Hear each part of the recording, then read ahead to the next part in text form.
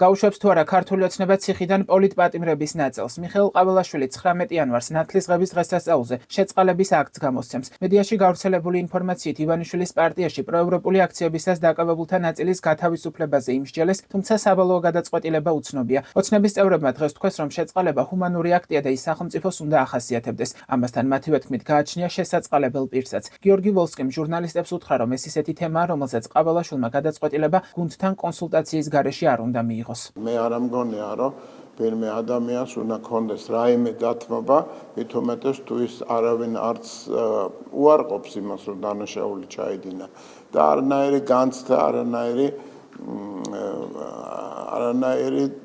გარდი წუხილი იმასთან დაკავშირებით, რომ საკუთარ ქვეყანას აზიანებს არ გააჩნია. თუ კი ადამიანს ესეთი განცდა არ გააჩნია, რასაკვირველია, ის შეწყალებაზე ლაპარაკი აქვს ზედმეტია. თუ კი ვიმსჯელებთ გარკვეული თემებით, ემოციებით, თქვათ, რაღაც სწავლებებით, რასაკვირველია,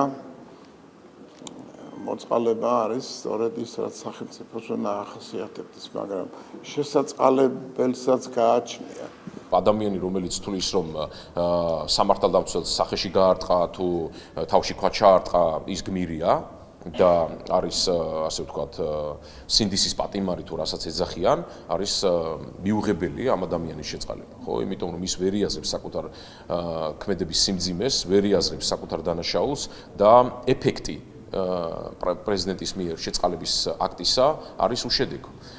ამიტომ ძალიან მნიშვნელოვანია, რომ ამ ადამიანებმა კარგად გაიაზრონ, კარგად გაანალიზონ, რომ სახელმწიფოს წინააღმდეგ ჩადენილი ქმედება და სახელმწიფოს წინააღმდეგ გალაშქრება არ დარჩება უპატიებელი და მათ მოუწევთ, რა თქმა უნდა, სასჯელის სრულად მოხდა იმ შემთხვევაში, თუ ისინი არის თანამშრომლობენ გამოძიებასთან. თემასთან დაკავშირებით შეფასებები კეთდება ოპოზიციაში. ოცნების ოპონენტების თქმით, პროგნოზის გაკეთება რთულია, თუ რა გადაწყვეტილებას მიიღებს ივანიშვილი, თუმცა აშკარაა, რომ ის კრიზისის განმუხტვის მიზნით მნიშვნელოვანი კომპრომისისთვის მზად არ არის. ძალიან რთულია პროგნოზება მოახდინოს, თუ რა დავალებას მიიღებს ივანიშვილისგან მიხეილ ყაველაშვილი, თუმცა ტაქტიკური მანევრები ჩვევია ივანიშვილს, მან შეიძლება რაღაც ნაწილი ტყვეების გაათავისუფლოს, რომ თითქოს და მე ისაუბროს, აი ჰუმანურია და მას სურს რაღაც დონეზე ამ კრიზისის მოგვარება, სინამდვილეში კი რა თქმა უნდა ჰუმანურობის არაფერზე არ ცხია იმ ადამიანს და იმ რეჟიმს, რომელმაც არ ვიცი ხო ხალხი ხა პოლიტიკური განცხადების გამო დააკავა და ზოგიერთი მათგანი მაგალითად რა ვიცი საფეთქის როლის გამოცეთ აქციაზე ზის წელიწადზე მეტია ციხეში, ასე რომ თუ ტაქტიკურ მანევრს ექნება ადგილი ვნახავთ, თუმცა ჯერჯერობით რაღაც ფუნდამენტურ თვითდათმობაზე კრიზისის მოგვარებაზე ივანიშვილი აშკარად არ არის მზად. ძალიან რთული სათქმელია, რას გააკეთებს ოცნება.